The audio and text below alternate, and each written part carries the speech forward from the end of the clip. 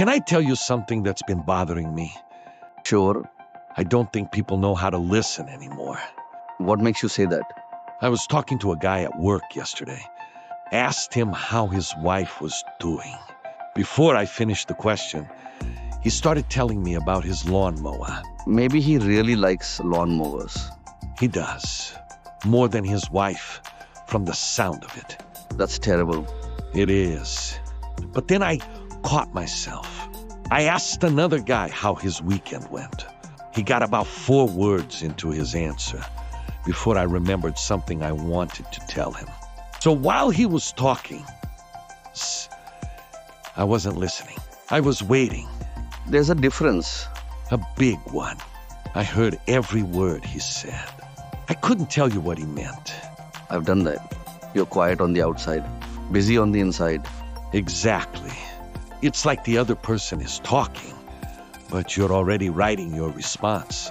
Why do you think we do that? I don't know. Maybe we're afraid of silence. Maybe we think conversations are tennis matches. You hit, I hit, you hit, I hit. Nobody wants to be the one holding the ball. That's interesting. I've never thought about conversations that way. I hadn't either until just now. Can I ask you something? Always. When was the last time somebody listened to you so well that you felt understood? That's a hard question. It shouldn't be. No, it shouldn't. I had a professor once. I'd leave his office thinking he remembered things about me. I forgot to tell him. How do you do that? He wasn't trying to think of what to say next. He was trying to understand what I'd already said. That's got to take work. Probably. You know what's funny? I can rebuild an engine, spend 8 hours chasing one bad wire, sit there until I figure it out. But give me 5 quiet minutes listening to another person, and my brain starts wandering. Can I tell you something I've been noticing? Depends. Is this one of those things that's going to end with me feeling convicted? Probably both of us. Go ahead. I think people are lonely. You just figured that out? No, I think I just finally noticed it. What made you notice? The hardware store. The hardware store? Yeah, I ran in to buy a box of screws. Ended up talking to Mr. Henderson for almost 45 minutes. About screws? Not one screw. His ears, tomatoes. His knees, his grandson.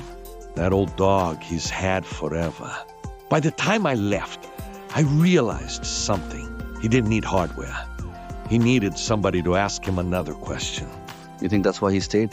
I know it is. Every time I'd start pushing my cart away, he'd remember one more story. Did that bother you? Yesterday? Little bit. I kept looking at my watch, thinking about everything I needed to get done. And now? Now I can't quit thinking about him. You know what hit me? I don't think he was wasting my time. I think he was spending the only thing he had plenty of. Time? No, loneliness. That's a strange thing to say. Maybe. Say more. I'm trying to figure out how. Have you ever noticed little kids? What about them? When they're talking, they'll tell you every single detail. What color the bird was, where it landed, what it sounded like. They'll stop halfway through the story because they remembered another part. They don't care what time it is. They just want somebody to stay with them until the story's over. Mr. Henderson did that? I think so. Only he's 82 instead of 8. That's kind of sad. Or maybe it's kind of human. I think people are lonely because nobody has time anymore. Maybe. Can I ask you something? Sure. Do you know anybody who's busy and not lonely? Yeah. Do you know anybody who has plenty of time and is lonely? Yeah. My uncle, retired. Hardly sees anybody. So maybe time isn't the problem. Hold on. Maybe loneliness isn't running out of time. Maybe it's running out of people who know you. That's a discovery. You know what else I noticed? What's that? Mr. Henderson never once asked me to stay. No? Not once.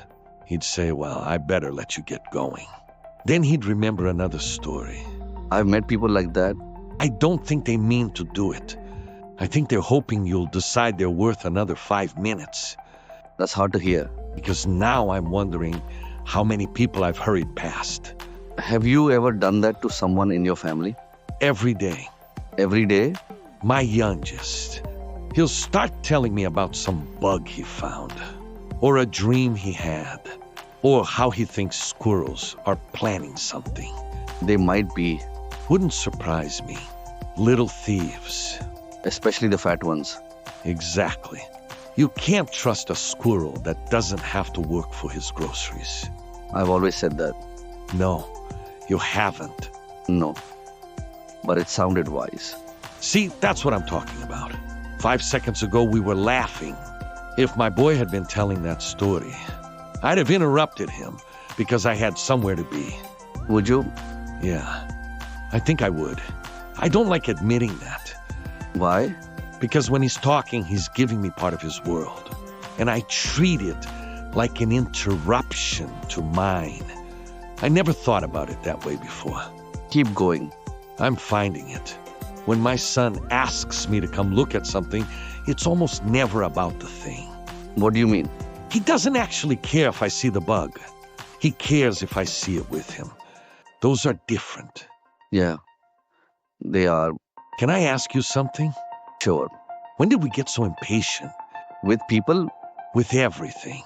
Waiting, listening, standing in line, driving, talking. If something takes longer than we expected, we act like somebody stole something from us. Maybe because time feels expensive. It is expensive. That's why this bothers me. I don't mind spending an hour fixing a lawnmower, or rebuilding a deck, or changing brakes. But somebody needs an hour, and suddenly I don't have one. I've never thought about that. Neither had I, until yesterday. What changed? I got home, sat down in the driveway for a minute. You know before you go inside. The driveway pause. Every man knows about the driveway pause. It's where we solve absolutely nothing. Exactly.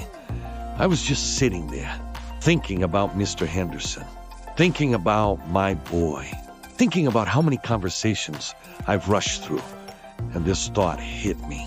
I don't think love is usually interrupted. I think love is usually interruptible. Say that again. I don't even know if I said it right. Try. If somebody interrupts my plans, my first reaction tells me a lot about what I love. That doesn't sound good. No. But it sounds honest. See, if I'm working on my truck and my son comes outside, I have a decision to make. I can protect what I'm doing, or I can invite him into it. Which do you usually do? Depends how tired I am. Depends what broke on the truck. Depends if I think I can finish before dinner. That's a terrible answer. It's a real one. Can I tell you what I keep thinking about? Sure. You said your son wants you to see the bug with him. Yeah. I wonder if that's something we ever outgrow. What do you mean? Think about it. When something really good happens, what's the first thing you want to do? Tell somebody. Why? I don't know. Because that's just what you do.